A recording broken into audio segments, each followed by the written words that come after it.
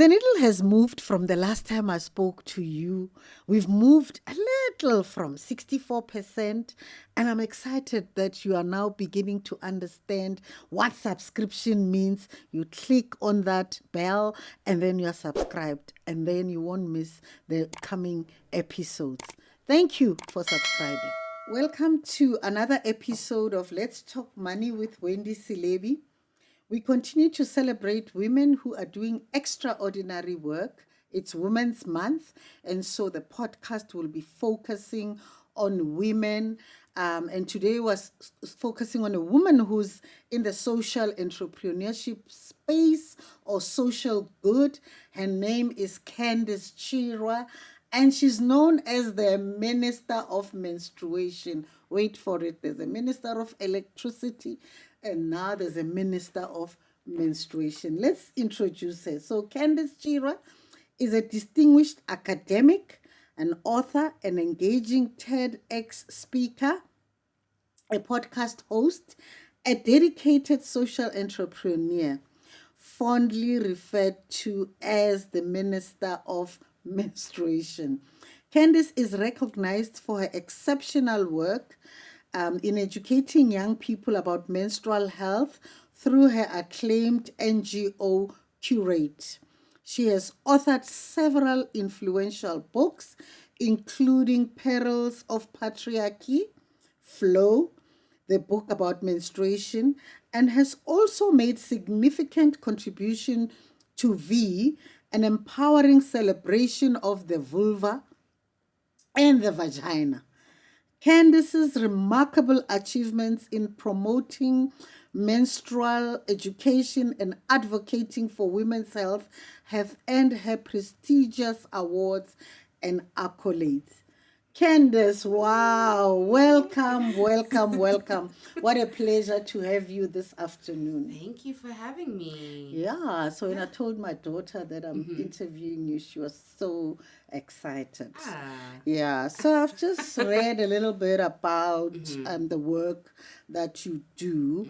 I'd like you to just talk a little bit about who Candice is, where you were born, your background, and so on, so you can share as much or as little as you like. No, I always like to share about myself because I think sometimes it's important to humanize the person that has all of these incredible titles and accolades and is referred to as, because I think it's important to realize that people are human beings and that, you know, they could be imperfect as well. So yeah, I was born and raised in Johannesburg, South Africa. My parents are from Malawi, so I consider myself to be a first generational South African Malawian. And I've come from a great sort of privileged background where my dad really worked hard to ensure that both his children go to really good schools, have good exposure. But the high school that I went to really exposed me to community service. And I think that is what really sort of profiled this love for humanity. I really loved giving back. And I think I'd always known that I've always wanted to make people happy. And I didn't know what that looked like. I don't know how that looked like, but I always knew that when I did something and I contributed to someone's happiness, that made me happy. So yeah, as a young girl growing up, I was a very fierce advocate for speaking on social issues. I think a lot of my high school friends today were like, yo, Candice was that girl who will always speak openly about things, you know? And sometimes I would always feel shame for that, but then sometimes I always felt like there's always this little voice in me that wanted to speak. And it was through doing dramatic arts, public speaking, you know, debating, that really cultivated, I think, the person that I am today. So when people ask me, who are you? What are you about? I always speak to the background and where I come from and the environments that I was exposed to, because that ultimately made the person that I am today. Currently, I am a coffee addict. I love coffee. I'm addicted to it. You know, and it fuels the lifestyle that I live, right? I'll be in a podcast studio for now, then I'm going to an interview the next, I'm doing a TV thing there, I'm doing a workshop here. So I really enjoy coffee, but also I'm a lover of African literature. I love reading books, especially from African women who write their stories. It transports you into a world of empathizing with specific issues. And in my spare time, I do a lot of like teaching students, lecturing, especially on feminism and gender studies. So yeah, fierce advocate for gender rights, but also a coffee addict at the same time that's fueling, my financial problems. But, we'll get there. Yeah. Okay. And then in terms of your academics, I mean, I know that you're studying for a PhD, right? Yes. And by the way, I met Candice when we were doing Youth X. Yes. And I was doing master classes on education, and she did a master class on social entrepreneurship. And when they were introducing you, I heard you've got a master's, and just talk us through that. You know? I think what I love about academia is that, in particular, the work that I do, is that the content that I come across is content that I feel that everyone should know. But the space of academia is such a small space, and it's often always being led by white men, And so for me, I think when the first time I stepped into University of Wits and I saw a Black woman lecturing, we're lecturing so fiercely and so passionately, in my head I felt represented, but I also felt this is what it should be. We should be having people speak on issues that affect them directly rather than it always being an objective scientific thing. So my love for academia comes from the fact that A, I love reading, B, I love interacting and engaging and debating with people, but C, I also want to open doors, in particular in the field of menstrual health, that is still relatively new in the academic space in South Africa, for many other menstrual health activists that want to do the research and won't have a tough time trying to establish their research as I did. So yeah, I'm very open in saying, yes, I am a academic because it is a great world to be in, although sometimes very energy draining. It's a great world to be in that you have access to resources, but you also have the opportunity to change the world that you live in. You have this content and this knowledge, and so you can't just sit back and say, oh, I have all these degrees and I'm not going to do anything about it. Contribute greatly to the world that you live in, especially with the knowledge that you have, especially with the solutions that you can come up with. And I think that's a great balance for me. I'm able to research on the work that I do, but also do the work on the ground. Awesome. Yeah. And your PhD? My PhD is in international relations, focused on menstrual health, how we get it to be recognized as a human rights norm within international relations spaces. How institutions can actively say states have a responsibility to address period poverty, and just looking around the history around that. And it's really fascinating. It's draining. It is very draining when they say PhD students always need a hug. When someone says, I'm a PhD student, just give them a hug, I'll give you a hug thank after you. this. Yeah. Yes. Okay. But it's a lovely like journey to be in that I can just be like, I'm a PhD student researching on menstrual health. It's really unique, and I'm fascinated by that research. Yeah. I mean, Candice, what brought about the love of teaching, empowering around menstrual health? I mean, I would never have thought that someone would even think about a career or doing work in that space. Yeah, I think I also had the same thought. Like, when I initially got into the university space, I was like, I definitely want to work in the United Nations. I know I want to work in the field of gender, gender rights. But I never really had a specific thing and saying this is going to be my niche or my expertise. And it was interesting that when I went into my honors research was actually around foreign aid and development. Okay. And then I came across this opportunity. It was actually my supervisor that said, I came across this opportunity at the United Nations. I know you're young, but hey, you might just be able to get it. Apply and see how it goes. And the consultancy was around menstrual health. And so I was like, menstrual health? What do you mean? Like, how is this a thing that needs to be researched? And that was my own internalized stigma because, coming from a background where I only had one conversation with my mom about my period, I never thought that this could be a social issue, especially considering that every month I could afford to get what I needed for my periods. So when I came into the opportunity and I got the job, it was exciting in that my mind was curious. And that energy was able to have me go and think, okay, so this is an issue, but we're not talking enough about it. This is an issue that's been going on for so long.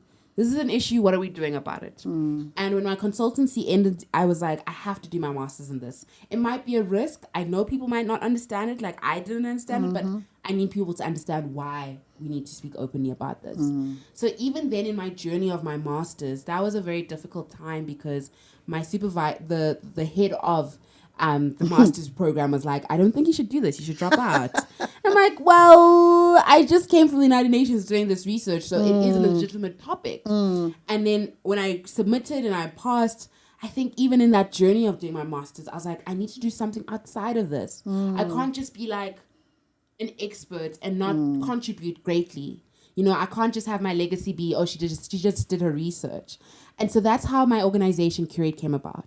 I think I was so frustrated with the fact that there was this access to information and no one was doing something about it.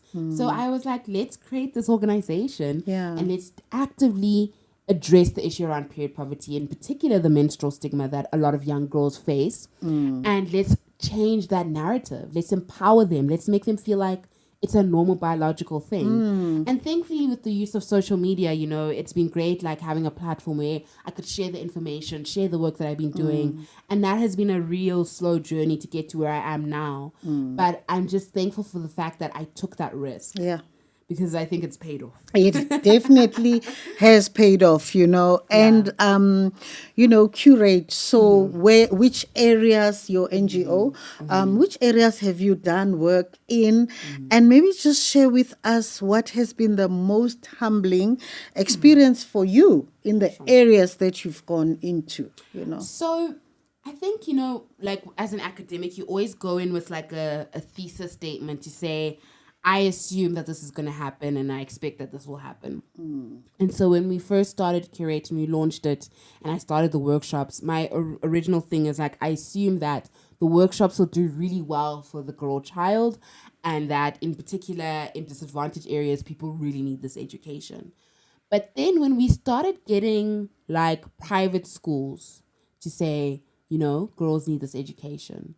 And then we also, in particular, got all boys schools that were interested in having this content. Oh my goodness. Then I was like, okay, that made me then say we need to then sort of change up our content to not just only be around the students, but also to be around the teacher, but also to be around the adults, so that our workshops can cater for all.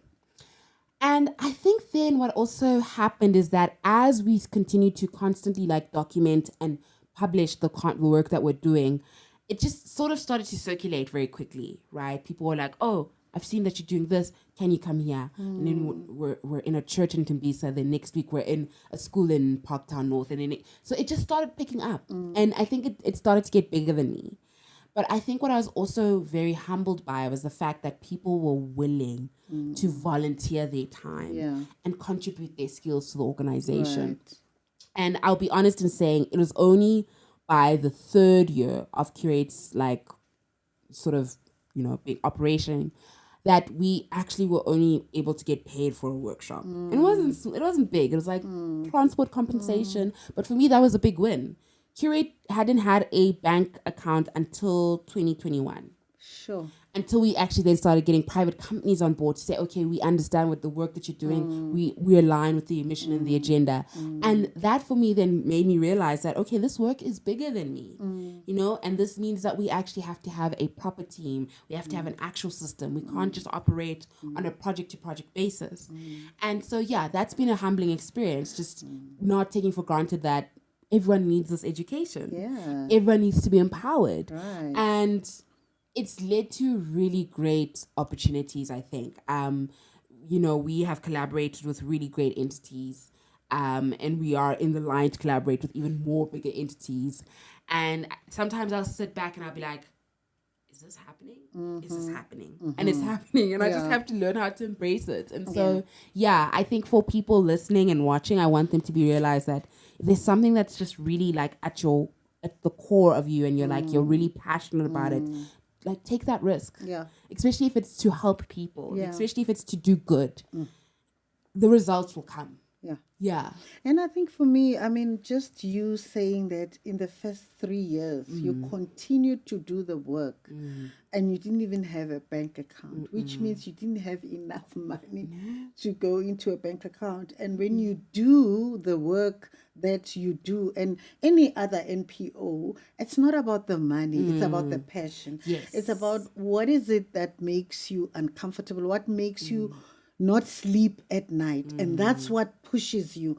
And then as it grows, your vision begins to grow. And as people come on board, then they take you to greater heights. So I really love the work that you do. So maybe let's just talk about running an NGO. Sure. And you've just spoken about the fact that it's only after 3 years that you were able to open a bank account and then start seeing some money, some form of money coming in. And before we started the podcast, you were actually sharing that most of the people that work with you, the team that works with you, is volunteering. And kudos to them, the volunteers, because a lot of people don't want to volunteer unless there's something that they get. And in one of the episodes when we were talking the June 16 one with the young people, one of the big things that we were talking about is that we must volunteer. Start there and then opportunities will open. So I just want to know, what are some of the challenges that you faced running and managing your NGO, especially in the finance side, the management side, any area? Yeah, I think, so people often assume that with a nonprofit companies are these organizations that are needy, desperate for donations, desperate for just help. And I think with Curate, we, I think the first 3 years show that, not even, let me put it this way, the first 6 months of Curate's inception, the first 6 months after we started the workshops, I was doing it by myself. Sure. Everything including petrol, I had to pay out of my pocket at the time. I'm still just like a postgrad student, so I'm just getting money from Wits that paid me for my scholarship. And so I was essentially operating by myself. The workshops were done by myself. The admin was done by myself. So I'm the CFO, the CMO, hey, the I driver. Think you're like me. I'm the CFO here. I'm the CMO. I'm the everything. And you give me hope that after 3 years, maybe I'll see something happen. It'll get somewhere, right? Yeah. But then at some point, I think the challenges that I faced were not the work in itself, because the work is something that's incredible, something that, you can walk into a space and an hour later you've changed lives. But the operational elements of it, like having to draw clients into a room and say, this is the work that we do, here's the value, when you have to sort of justify an invoice. And yes, at our nonprofit, we send invoices for the work that we do because it is time. It is a service that is rendered to do an educational service, right? It's not in the form of I'm teaching someone, but it is the fact that we had to do admin and preparation, put petrol in our car, drive there, print certificates, have a facilitator host and bring their energy. Those are items that can be costed for, right? So I think at some point I had to get over my fear of because I'm a very nice person. I'm a people pleaser. And so there'll be times where people will be like, do you have a budget? I'm like, no, we don't. So we could do the work. But at some point I was like, okay, because now we're getting a team, I have to now have them feel valued outside of just, them doing the work. Paying them for their time means that they are valued. But also establishing a positive work environment is very important for me. And I found that there were times when I would send invoices and I'd be like, maybe I overcharged. And then I'd send it to the marketing director to be like, did I overcharge? And he'd be like, you undercharged. And I'm like, no, what? So there's this major imposter syndrome that I faced within myself, right? So for me, I think it's been a journey of accountability and a journey of validation to say that the work that Curate does is worth X amount. Sure. Even though there's this idea and perception that nonprofits should operate away, we're not getting money we're not selling t-shirts to make a profit. We're basically providing a service to change lives. Yeah. But that requires money to keep the lights on.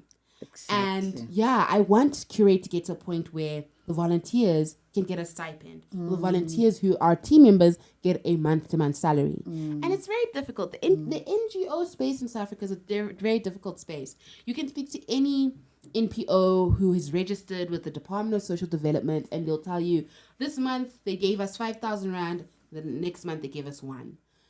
And that's difficult to try and manage your budget and expectations. But for me, I think what we are doing differently is we are collaborating with organizations and entities that align with the values of the organization.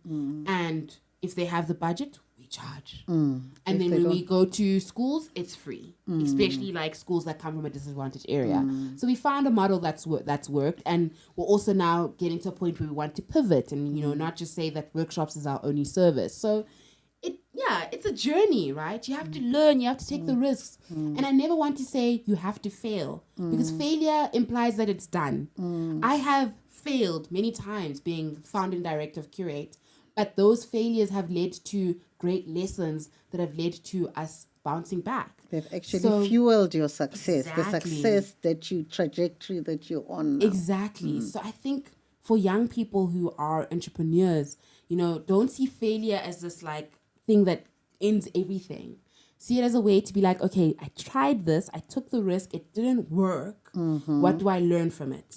How do I change my approach? What do I do differently? Because that is what you should ask yourself when something doesn't work out. Sure.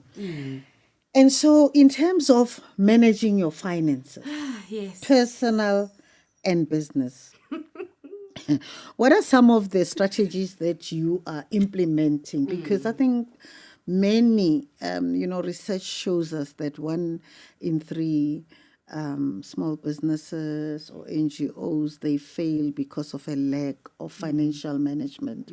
What is it that you are doing from a financial point of view? When you do receive the money, how do you manage that? How do you separate the NGO and your personal? Yeah, so it's interesting because it's one of those things where you have to be cognizant of the things that cost money, right? So you have to do so what I do essentially is I always add a 10% markup in our invoices. Okay. Reason being is because that 10% goes into the organization to keep the organization operational. Okay. And we have like a business pocket. That business pocket can be accessed at any time for any specific emergency. If we're in the mood to be like, okay, maybe we can do a workshop, then at least that covers to put petrol in the car, etc. But besides that, it's also a matter of having consultations with the board of directors to say, are we at a point where we are making enough money to be paying people salaries? So there has to be constant consultations. And right now we are not earning enough to have salaries, but we're earning enough to keep the organization running. And we're trying to get to a point where we can have the organization running and paying salaries. But that means that, I would have to basically have a proper team that's working 9 to 5 to get us there. And right now it's only voluntarily. And we only have people work when work needs to be done. Sure. But from a personal management perspective, what I find is that the first thing I do is I pay the people that have done the work first. And anything that's left over, put 10% in the business pocket. And then I take my commission for the work that I've done as a director. And usually it's not a lot, because I try my best to sort of leave enough for the organization to operate. I don't want to be in a position where it's like, okay, now the organization is not operating, we don't have enough money. It gives me a lot of anxiety because I'm an anxious-filled person. So my first thing is always to say, curate the invoices in a way that allows us to be operational if we don't have any months of work, but also ensure that when we do get the work, you pay the people that make the organization great. I love that.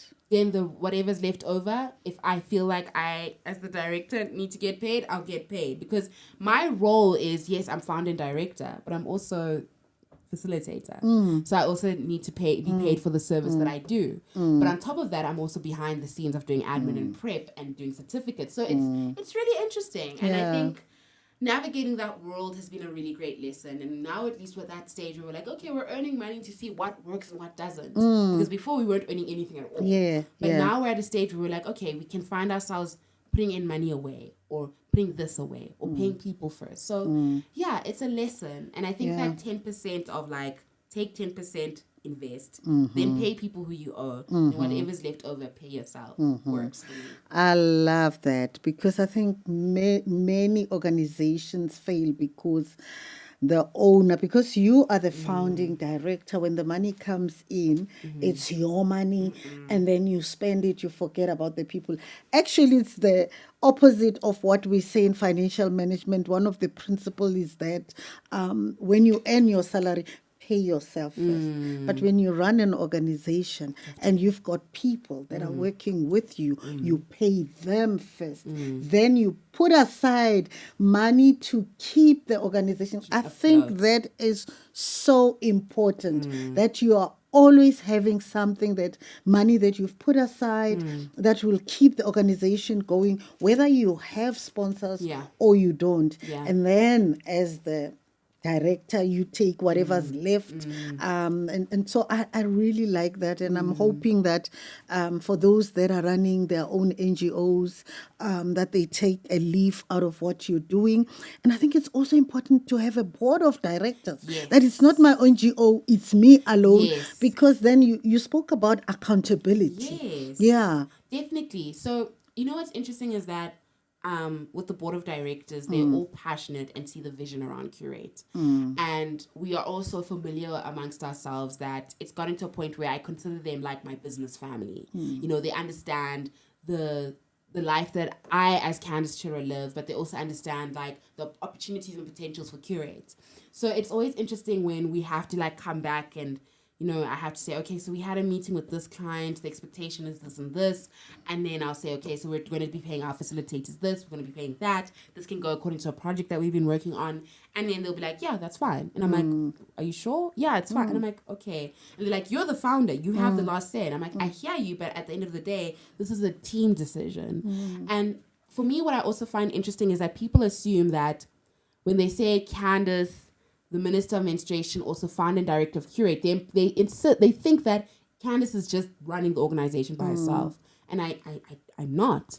And I've deliberately made the decision this year to say anything media related when it comes to the work that Curate's doing, I want the people that work with Curate to be interviewed. So we recently did an interview with Global Citizen and they wanted to do a one-on-one with me. I'm like, no, you've done enough with me. Interview the people that make this organization great. Interview the people that are actually putting the work out there. And it's something that I'm really passionate about, to show that we actually have a team, that people understand that it's not just me that's, you know, making all of these decisions. We have facilitators, we have volunteers, and we had a board of directors. And so, yes, when I started this initially, it was a thing of like, okay, I don't know what I do, how do I do this? But I felt that it needed, I was like, if I want to visualize what this organization looks like in the next 10 years, it has a team, it has an office, you know, we're getting funding. And so I was like, let me work my way towards that. And that's what we're trying to do. So you've always had goals. And I mean, just chatting to you, the passion to empower, not only the learners out there, but also the people that are part of, that make Curate what it is, you know. And it's not just about Candice, but it's about everyone. And just that teamwork, you know, that recognition really then motivates people to do more. You know, when you're a leader and you recognize that, you know, it's just not you leading, because they say leadership is really about influence. As a leader, you've influenced them and they've actually embraced the vision and they're really running with the vision. So they really do, you know, need to be recognized. I love that, 100%. you know. And you know, every time, so it's interesting, we have a WhatsApp group with the team. So every time I announce that something's happening, there's our one facilitator who's also our school outreach manager, Slu. She always goes, guys, this is Curate's greatest year. And then every time something else, she's like, oh my gosh, I can't believe this is happening. I'm so excited to be a part of this organization. You know, and she said this other day to me, she's like, Candice, if anything had to happen to you, this organization would die. And I'm like, I don't want that to happen. I said to her, I don't want that to happen, because if anything had to happen to me, I'd need to trust the team that I've appointed can carry on even without me. Like, what would Amazon be if Jeff Bezos had to die? What would, like, Apple is still Apple, with Tim. Apple. You know what I'm saying? So for me, I recognize that to say this organization isn't me. And as much as I'm running it, and as much as I am the person that makes the final say, if something had to happen to me, I want to trust that this organization can still run. Yeah. And that's why my leadership is very compassionate. There's times when people are like, yo, Candice, you're such a great boss. I really wish like this was a full-time job so that I could work with you full-time. And I'm like, yeah, because I don't want you to think that, when you are empowering lives, that the person that's empowering you to empower people's lives is a terrible person. Yeah. It can't be that, Yeah. So I am, Curate is Curate because of the team. And I'm grateful for that. Yeah. I started it, yes, but now I'm at a point where I can feel like I can be that person in a chairperson meeting and be like, yes, I agree. Or no, I don't agree. And that's where I wanted to get to. Yeah. Yeah. I like that.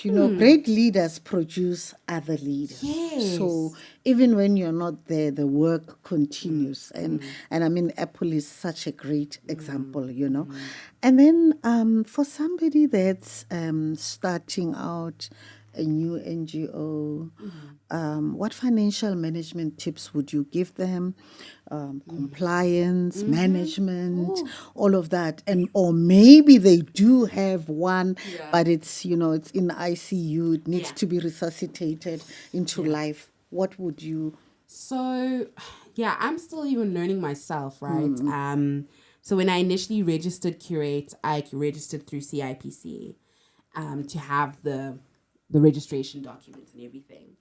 And I think initially I was thinking, this organization is not going to make a lot of money, so I don't think there's a need for a bank account. And then 3 years later, we registered a bank account. Then I was like, okay, so we're working predominantly with schools, so they're not that hectic about compliance. But then we started to get corporates, right?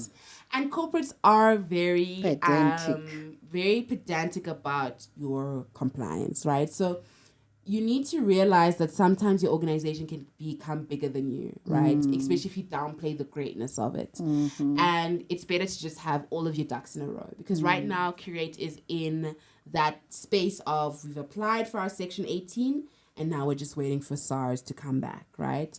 And I always think like, okay, I wish I would have applied for it when we had just started, but then going through this process, SARS needs to see that you've existed as an entity. Yeah. They need to see your financial statements. So I'm like, okay, we're at a good point where we can show to SARS, we're operational, we make this loss or we make this profit. And I would tell young people that, if you are really passionate about changing a specific social issue that's not being addressed, or you feel like there's a gap that needs to be filled, test it in the market first. And if you find that it works, then register your entity. And register your entity with a team that believes in the idea. You don't want to have a board of directors that doesn't see the vision of the organization, right? And once you've got that sorted, the business consultants exist. The finance management exists, because I can't be prescriptive to say this is how you should handle your finances. But what I can say is who you surround yourself with, who you network with, will determine how you basically lead your organization. And it's through the team that I've had, through the opportunities I've had as an academic and as a thought leader, that has led me to be surrounded by people who have led me to great people that assist the organization. And never doubt your passion. Because it's the passion that wakes you up. It's that drives you to be like, I don't have enough food right now, but I need to drive to a workshop and educate people. Yeah. That passion drives you more than the profit. And I think if I had said Curate needs to make money by the end of the first year, Curate would have failed. Yeah. And Curate just turned 5. Like on Tuesday. Yeah. So they say when startups don't make the first 5 years, we made it. Yeah. And now it's like, congratulations. Thank you. On making it the first 5 years. Yeah. Wow. So we must have a party. Yes. Yeah. We're trying. We're trying. We're doing it day by day. But I think what I want young people to know in the field of social good in social entrepreneurship is that the passion needs to lead you. Yeah. That needs to be your gun. Yeah. Yeah. Eventually, everything else will come together. And one of the most important things that I want to add to what you've said is that surround yourself with the right people that have the skills that you don't have. Because if you're not good with financial management, get somebody on your board of directors that will be able to steer the ship in the financial space. If you're not good with compliance, get somebody. So you have to be very intentional about who you bring on board, like you've said, people that are passionate, but people that have got the skill. You don't have to know everything. And I think that's what sometimes, causes people to falter because they believe it's my organization. I will handle the finances. I will handle the complaints. And yet you don't know anything. So what is important is that you surround yourself. And I think this principle also works at work. That you're a leader does not mean you possess all the skills.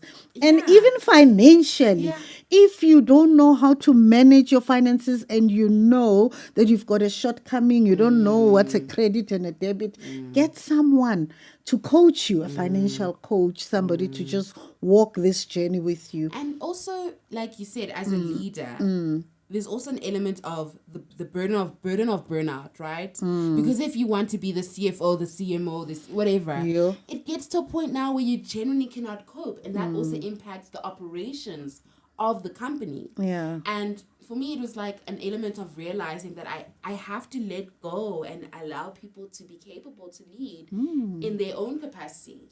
As a founder and director, I can say, okay, let's do this better next time. But I can't always step in because also what does that do for my mental health? I can't be handling this and handling that. So even when we were at the point where we were like, we have to apply for the Section 18, I was like, I have to get a business consultant for that, who has the skills, who understands exactly what language and terminology SARS is looking for, that understands the process. And we've been working greatly with that business consultant. She understands greatly the organization of Curate. And she was like, you guys need to get someone who does your financial statements. And I'm like, oh yeah, I don't need to rely on a software to do that so that I'm punching the numbers. So she gave me someone. And I think that's just really like good advice that I could give, that you shouldn't be expected to do everything. Even in the beginning, when you started by yourself, you might. At some point, when you start getting people who are interested in the work that you do, latch onto that. Learn the person, understand what drives them, and then use their skills and delegate. Awesome. Well, Candice, this has been an awesome conversation. I think for those that are watching, we've touched on so many aspects, the financial, the compliance, the legal, the management, the delegation, the accountability. I mean, it's a lot. And maybe just as a closing, normally when we close the podcast, we always ask our guests to give us, a seed of wisdom that you plant for our viewers, that every time they think the Minister of Menstruation, Candice, and especially somebody that's running an NGO, they can remember that wisdom. Sure. Wow. I think for me, taking the risk, you have nothing to lose if you take the risk. And I know this sounds weird to say because people are often always doing the pros and cons of, if I jump, what will happen? And I think in the field of something that drives you, something that you've been burning to do, if you take that risk, especially if it's something that you have been wanting to do, you have nothing to lose.